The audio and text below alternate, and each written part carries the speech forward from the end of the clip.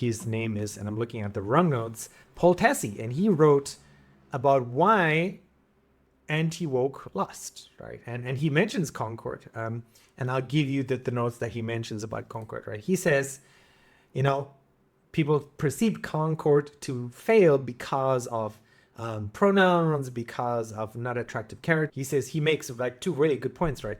Concord started development after Overwatch became successful. That is 8 years ago, right?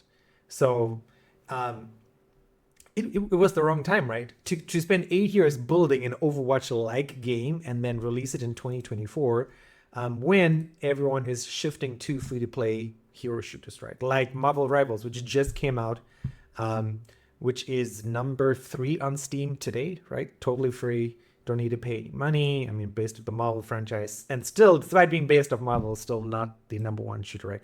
And hero shooters are just not there anymore. People are playing, because I started playing this morning Path of Exile 2. And 328,000 people on Twitch watching that. Number 2, Marvel Rivals, 80,000. So that tells you, like the hero shooter genre is not what it used to be. The third point that he makes, right, is just, like you said, right? Like Crane said, it was a solid game, but solid is like a 65 out of 100, right? Not a great game.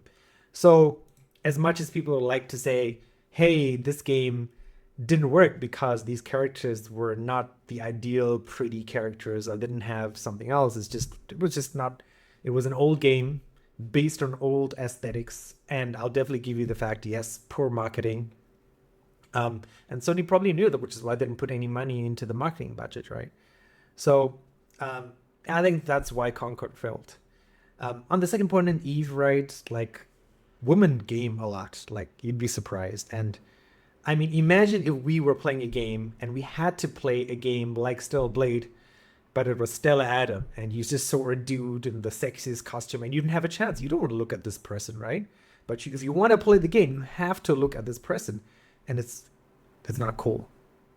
As a woman, and again, I'm not a woman, but I remember when I was teaching computer science to like 5th and 6th grade elementary school kids, and we had 2 girls in a class, and every semester the girls would just drop off because all the boys wanted to make games about like shooting and jumping and fighting and so forth, and the girls wanted to make dress up stuff, right? And the character creation tools, and like we the last semester we taught Roblox. The tools in Roblox for girls is actually not as expansive as the tools for boys.